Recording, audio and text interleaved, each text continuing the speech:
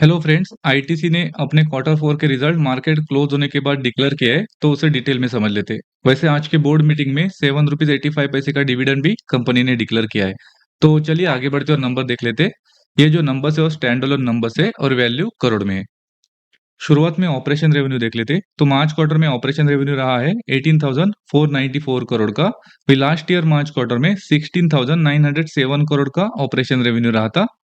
और दिसंबर क्वार्टर में 18,290 करोड़ का ऑपरेशन रेवेन्यू रहा था। यहाँ पर अगर ईयर ऑन ईयर बेसिस देखेंगे तो 9% का हमें इंक्रीज देखने को मिल रहा है। वही क्वार्टर ऑन क्वार्टर बेसिस देखेंगे तो ऑलमोस्ट फ्लैट सिर्फ 1% का इंक्रीज देखने को मिल रहा है।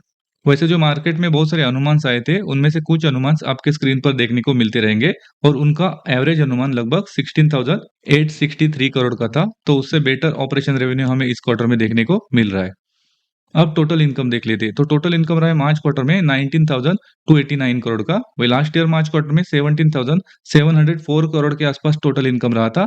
और दिसंबर क्वार्टर में 19,377 करोड़ के आसपास टोटल इनकम रहा था।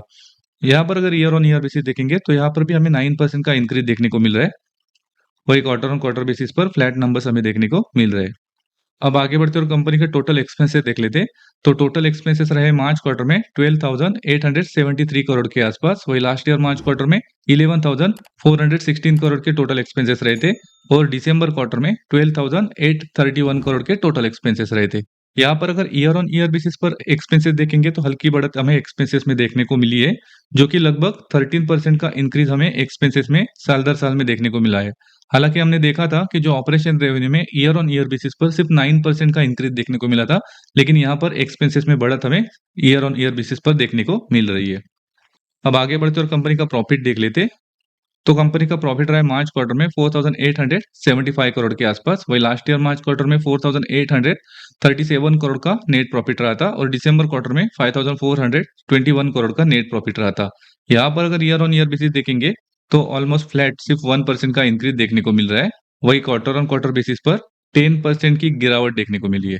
और जो हमने देखा एक्सपेंसेस में हल्की बढ़त इस क्वार्टर में देखने को मिली है, उसके वजह से नेट प्रॉफिट में कमी इस क्वार्टर में देखने को मिली है। वैसे मार्केट में बहुत सारे अनुमान आए थे, उनमें से कुछ अनुमान आपके स्क्रीन पर देखने को मिलते रहेंगे।